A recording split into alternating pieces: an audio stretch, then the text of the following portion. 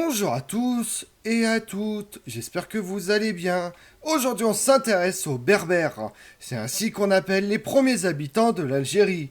Il y a eu la domination romaine, puis la christianisation, la conquête arabe et l'islamisation, puis la régence ottomane. Les cultures berbères ont pourtant résisté depuis 2000 ans, colonisant un vaste espace principalement situé en Afrique du Nord. Vous voulez en savoir plus sur les Berbères? Venez avec moi. Il est de tradition de considérer les Berbères comme les premiers occupants de l'Afrique du Nord, ceux qui sortent de l'ombre lorsque l'écriture y apparaît dans la première moitié du premier millénaire avant notre ère. Avec Carthage, on l'a souligné au temps de la colonisation. L'histoire au Maghreb est venue d'ailleurs. Elle commence avec l'établissement des Phéniciens sur le site de Carthage. Et c'est à partir de ce foyer phénicien que se déploie la culture urbaine et les organisations politiques monarchiques en Afrique du Nord. Au IIIe siècle avant Jésus-Christ, sur le territoire de l'actuelle Algérie, émerge le royaume de Numidie, qui affirme sa puissance dans l'alliance avec Rome, contre Carthage avec le règne de Massinissa. Sa première capitale est Cirta, l'actuelle Constantine. Ces pouvoirs berbères sont les premiers dont l'histoire nous est transmise.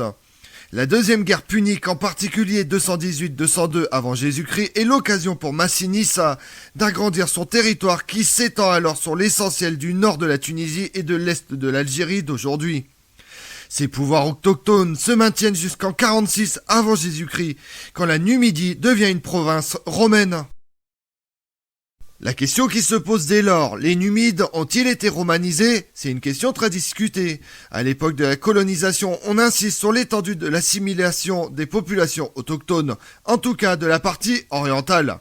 L'argument de sa précoce et rapide christianisation témoigne d'une assimilation accomplie à l'époque romaine. Le nombre d'évêchés, de basiliques, d'auteurs chrétiens originaires du Maghreb témoigne dès le IIIe siècle de cette conversion précoce. D'autres ont au contraire insisté sur le caractère très superficiel de l'assimilation. Les populations autochtones auraient dans l'ensemble résisté à la romanisation.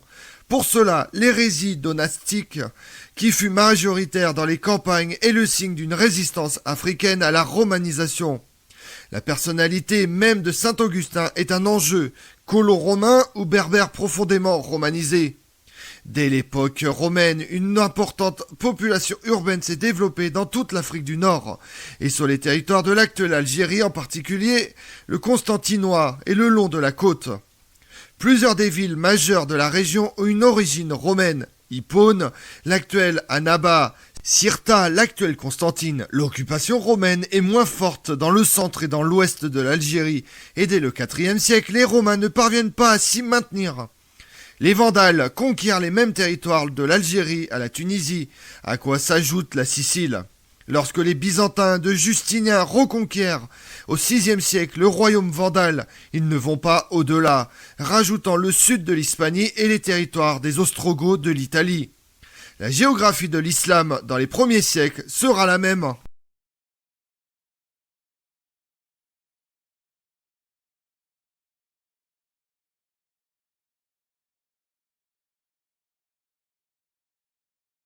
En 670, les Arabes fondent alors Kairouan, dans l'actuelle Tunisie, leur premier camp retranché au Maghreb.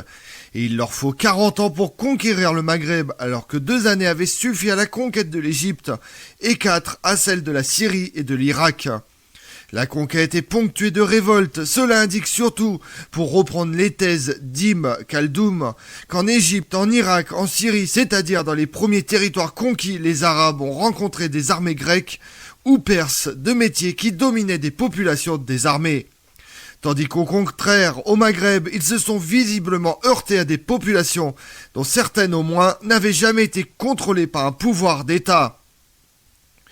Des populations qui ont donc résisté au pouvoir de l'État romain avant de résister au pouvoir de l'État arabe. En 682, le fondateur de Kairouan est tué au retour d'un raid mené dans le Maghreb, près de Birskra, dans une bourgade où se trouve aujourd'hui son tombeau. Les Arabes se replient sur Kairouan. Ils ne reprennent l'offensive que vers 695. C'est là que se situe l'épisode fameux de la Kaïna, Être combattu et de surcroît vaincu par une femme. Il y avait de quoi attirer l'attention des chroniqueurs arabes, qui voient bien sûr dans ce gouvernement matriarcal le signe d'un primitisme berbère. La Caïna devait sans doute son pouvoir à son talent de devineresse. Elle le cède à ses fils après avoir prévu la défaite des Berbères et en leur conseillant, ce sont les chroniqueurs arabes qui rapportent les faits, de se rallier aux Arabes. Une fois la Caïna disparue après 702, la résistance berbère faiblit avant de se réveiller brutalement avec la grande révolte entre 739 et 742, fondamentalement dirigée contre la fiscalité naissante. Les Arabes sont repoussés des territoires du Maroc et de l'Algérie actuelle pour environ 3 siècles, entre 740 et 1050. Ces régions, à l'exception d'une petite partie de l'est de l'Algérie, échappent complètement à l'Empire abbasside, dont les dominations s'arrêtent avant Constantine. La rapidité relative de la disparition de la chrétienté africaine est frappante. La plupart des évêchés, que l'on note encore au 5e et 6e et 7e siècle, disparaissent en quelques siècles. La dernière mention d'un christianisme africain dans la Tunisie actuelle date du début du XIIe siècle. Il s'agit de la lettre d'un pape à un représentant d'une communauté chrétienne locale. Cela signifie-t-il que la chrétienté africaine n'a été qu'une construction de façade ? Il semble que dans les zones mal contrôlées par le pouvoir romain, d'autres croyances ou d'autres pratiques religieuses que le christianisme, y compris le judaïsme, ont existé et persisté. À partir de la fin du Xe siècle, on assiste à un changement à la fois ethnique et géographique. Ethnique d'abord.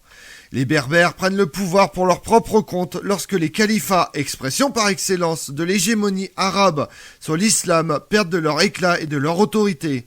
La première dynastie berbère importante de l'Afrique du Nord est la dynastie des Irides. Elle est désignée par les Fatimides des Arabes pour les remplacer en Tunisie au moment où ils partent s'établir en Égypte conquise.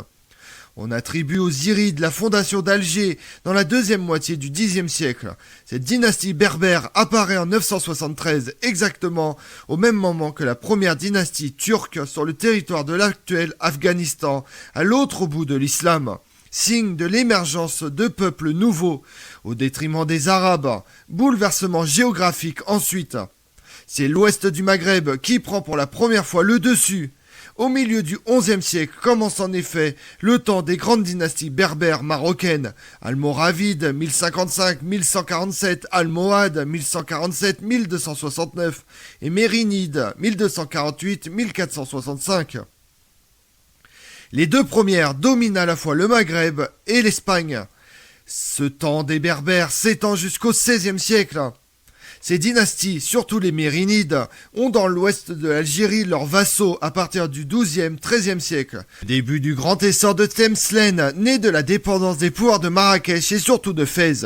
Tlemcen devient sans doute la ville culturellement la plus brillante du territoire de l'actuelle Algérie à la fin du Moyen-Âge. Ibn Khaldoun et son frère sont au service de ces princes dans la deuxième moitié du XIVe siècle. Contrairement aux Turcs, les Berbères au pouvoir n'arriveront jamais à imposer le berbère comme l'une des langues de culture de l'islam. Beaucoup de souverains parlent très mal l'arabe. Tout l'appareil civil de la monarchie, les poètes, les secrétaires, les ministres, est constitué d'andalous qui maintiennent une présence culturelle arabe dominante dans les cours berbères.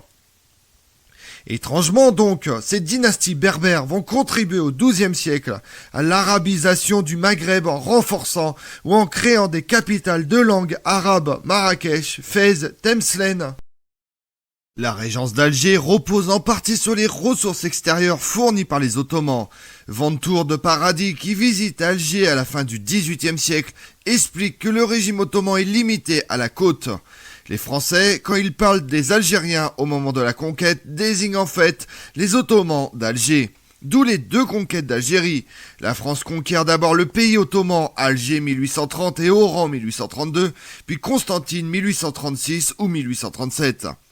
Reste un autre pays, celui des tribus arabes et berbères, notamment la Kalibie, des zones sur lesquelles les Ottomans exerçaient une autorité très vague. La vraie conquête de l'Algérie, c'est celle de Bougo, contre Abdelkader 1839-1847, la conquête de l'intérieur. Quand les Français arrivent en Algérie, deux choses les frappent d'emblée. D'une part, l'opposition entre une langue arabe des côtes et des régions taliennes, littorales, qui est plus ou moins d'origine andalouse, et un arabe de l'intérieur. D'autre part, la distinction entre deux races, les arabes et les berbères. Comme on l'a vu, population occupant une vaste zone de l'Afrique septentrionale et saharienne. Sédentaires dans le nord-ouest du Maghreb, elles sont restées nomades ou semi-nomades dans les zones désertiques du sud. Les Berbères se définissent en grande partie par leur langue distincte de l'arabe, de tradition à dominante orale, mais au parler très varié et régionalement isolées les unes des autres. Je vous remercie d'avoir suivi cette vidéo en ma compagnie. Si vous voulez connaître mes autres vidéos, retrouvez-moi sur ma chaîne YouTube Tout sur l'Histoire avec Damien, mais également sur les réseaux sociaux, Twitter et Instagram, Histoire Damien. Et pensez à liker, commenter et vous abonner. Je vous remercie à tous.